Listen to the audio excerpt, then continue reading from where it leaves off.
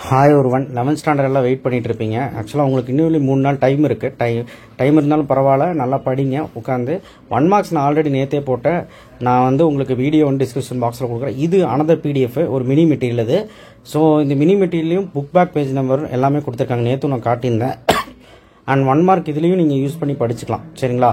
So நம்ம சேனலுக்கு முதல் முறையாக இருந்தால் சப்ஸ்கிரைப் பண்ணலாம் பண்ணுங்கள். கீழே இந்த பெல் ஐக்கனை கிளிக் பண்ணிவிட்டு வாட்ஸ்அப் சேனல் லிங்க்கில் வந்து ஜாயின் பண்ணுங்கள். ஸோ இதில் இருக்கிறது படிக்கலாமாங்க சார் அப்படின்னு கேட்டிங்கன்னா கண்டிப்பாக படிக்கலாம்.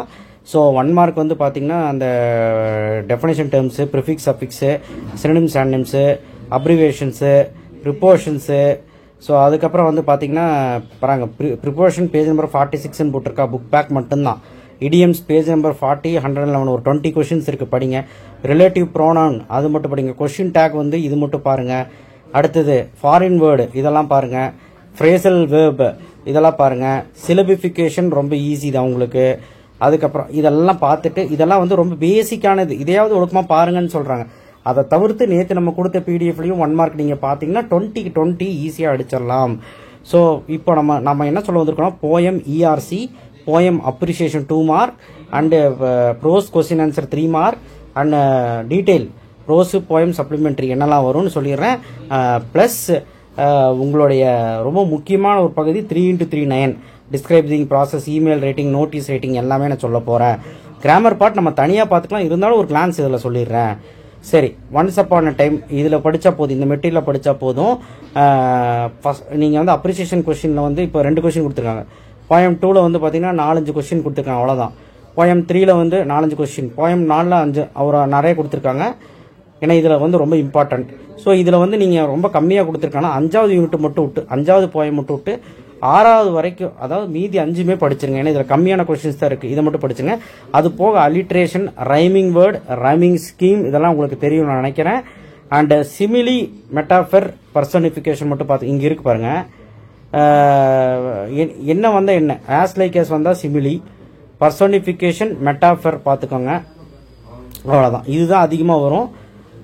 ரெட்ரோட்ரிக்கல் இங்கே இருக்கிறதே தான் கேட்பான். நீங்கள் இங்கே என்ன ஃபிகர் ஆஃப் ஸ்பீச் இங்கே என்ன இருக்கோ அதே தான் கேட்பான். சரிங்களா? இங்கே இருக்கிறதாவது அட்லீஸ்ட் படிச்சு போங்க.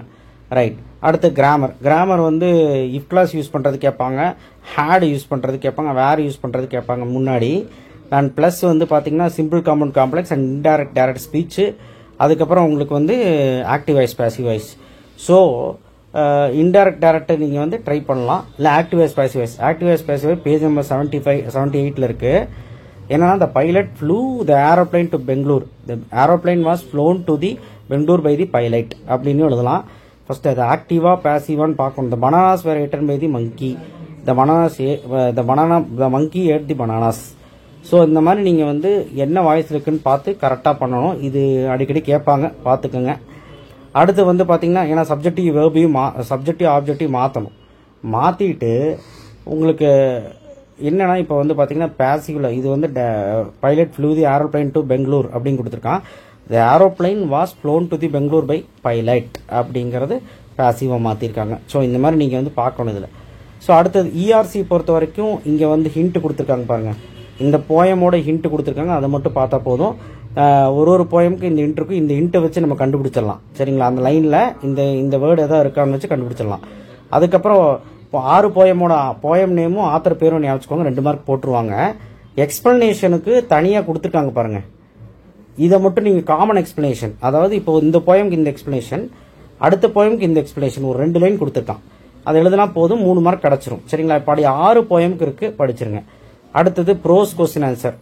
ப்ரோஸ் கொஸ்டின் ஆன்சர் போகிற எதெல்லாம் யூனிட் பார்க்கணும், 7 கொஸ்டின் தான் இதில் இருக்குது. யூனிட் 1 ஃபுல்லாக பார்த்துருங்க.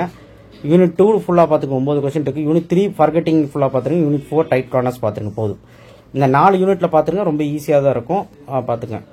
அடுத்து வந்து பார்த்தீங்கன்னா 3x3 நான் வேர்பல் ஃபார்ம் அப்படின்னு சொல்கிறாங்க. நான் வேர்பல் ஃபார்ம்னா இந்த பை சார்ட்டு, அப்புறம் டேட்டா கொடுத்து அதை வச்சு நம்ம எழுதுறது, பார் சார்ட்டு, அதுக்கப்புறம் டேட்டா கொடுத்துருவான், டேட்டா ஏதாவது கொடுத்துருவோம், அதை வச்சு சூஸ் பெஸ்ட் ஆன்சர் கேட்டுரும் எழுதிடலாம். இது ரொம்ப ஈஸியாக இருக்கும். அதுக்கப்புறம் ஹெட்லைன்ஸ்ன்னு கேட்டானா ஹெட்லைன்ஸை நம்ம வந்து பக்காவாக எக்ஸ்பேண்ட் பண்ணி எழுதணும். சரிங்களா? அதை கொஞ்சம் பார்த்துக்கோங்க. ப்ராவப் பார்த்துக்கோங்க. அண்டு ப்ராவப் கம்ப்ளீஷன் இங்கே ஆன்சரே கொடுத்துருக்காங்க, பார்த்துக்கோங்க. அண்டு டைலாக் ரைட்டிங் அவ்வளோ யூஸ் பண்ணிக்க வேண்டாம்.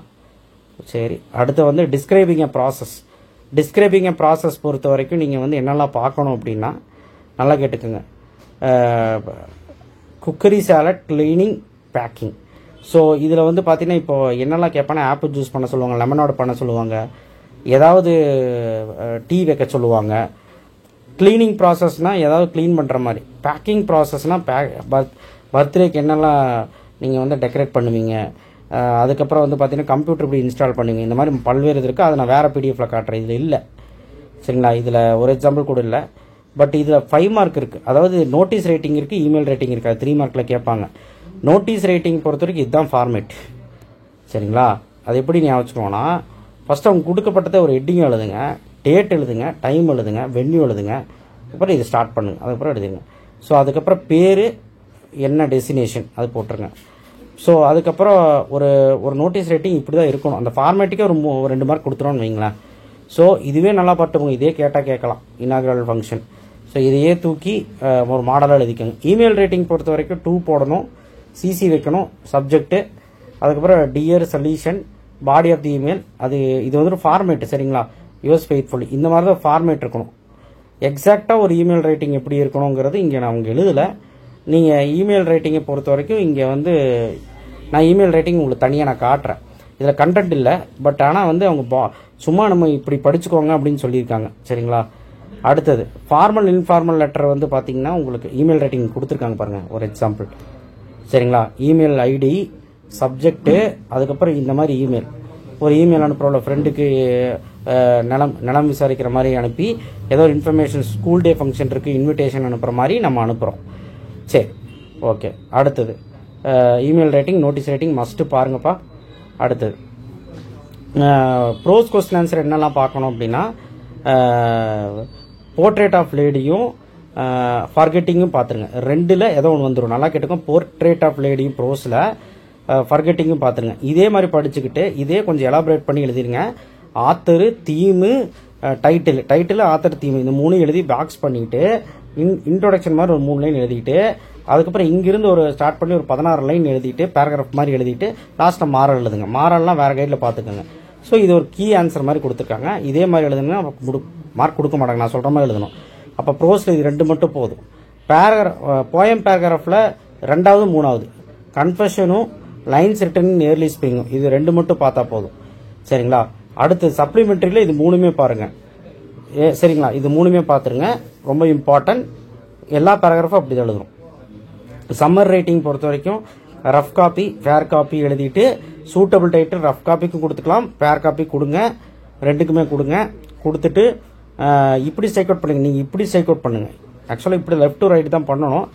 அது பார்த்துட்டு அப்ஸ்ட்ராக்ட்னு ஹெட்டிங் போட்டு ரஃப் காப்பியில் எவ்வளோ நம்பர் ஆஃப் வேர்ட்ஸ், ஃபேர் காப்பியில் எவ்வளோ நம்பர் ஆஃப் வேர்ட்ஸ் அந்த மாதிரி எழுதணும். நம்பர் ஆஃப் வேர்ட்ஸ்னு ஒரு ஒரிஜினல் பேசேஜ் அப்படின்னு எழுதணும். லெட்டர் ரைட்டிங் பார்த்துக்கோங்க. Letter writing, biodata. இப்போ லெட்டர் ரைட்டிங் வந்து பார்த்தீங்கன்னா இங்கே புக் பேக் நம்பர் இருக்குவாங்க, அதெல்லாம் பார்க்கணும். இப்போ அஃபீஷியல் பர்சனல் லெட்டர், அஃபீஷியல் லெட்டருங்கிறது இதுதான் ஃபார்மேட். ஃபார்மேட்டுக்கு 2 மார்க் கிடைக்கும். ஃப்ரம்மு போடணும், டூ போடணும், டியர் அப்படின்னு போட்டு சப்ஜெக்ட், பாடி ஆஃப் லெட்டர் இன்னும் கொடுக்கல, தேங்க்யூ யுவர் ஃபெய்த்ஃபுல்லி அப்படின்னு போடணும். இங்கே பாருங்கள், டேட்டெல்லாம் இங்கே தான் போடணும் சரிங்களா. சரி, அடுத்தது பர்சனல் லெட்டர் ஃபார்மேட் வந்து இப்படி இருக்கணும் ஓகேவா. அடுத்தது இப்போ எப்படி எழுதணும்னு பார்க்கலாம். இப்போ வந்து பயோடேட்டா வந்து பார்த்தீங்கன்னா உங்களுக்கு name, date of birth, age. So இதுதான் டிக்ளரேஷன், இதுதான் வந்து பயோடேட்டா. ஸோ ஒரு பயோடேட்டா வந்து இப்படி தான் எழுதணும் சரிங்களா. இப்போ வந்து பார்த்தீங்கன்னா பயோடேட்டா அப்புறம் பார்த்துக்கலாம். ஏன்னா பயோடேட்டாக்கு வந்து நம்ம சும்மா பயோடேட்டா மட்டும் கொடுத்துடக்கூடாது. இருங்க, write a letter to editor of newspaper அப்படின்னு கொடுத்துருக்காங்க. நீங்கள் ஃப்ரம் எழுதி, டூ எழுதி, சார் எழுதி, அட்ரஸ் ஆன் தி கவர் அப்படின்னு சொல்லிட்டு எழுதுங்க. Write a letter to commission of corporation, அதுவுமே ஒரு ஃபார்மல் லெட்டர், இதுவுமே ஒரு formal letter. So informal letter, formal letter எல்லாமே கொடுத்துருக்காங்க. அதுக்கப்புறம் ஸோ எல்லாமே பார்த்துக்கோங்க, ஃபார்மல் லெட்டர் எல்லாமே கொடுத்துருக்காங்க. ஸோ ஸ்பாட் தி எரர் பொறுத்த வரைக்கும் நான் தனியாக உங்களுக்கு வீடியோ போடுறேன் சரிங்களா. ஆனால் இதில் பார்த்துக்கோங்க, பேஜ் நம்பர் வைஸ் கொடுத்துருக்காங்க, உங்களுக்கு தனியாக வீடியோ போடுறேன். ஸ்பாட் தி எரர். அப்புறம் வந்து இன்னொரு செஷன் இருக்குது, ஹோமோஃபோன்ஸ் கேட்பாங்க 2 மார்க்கு, அண்டு செமி மாடல் கேட்பாங்க.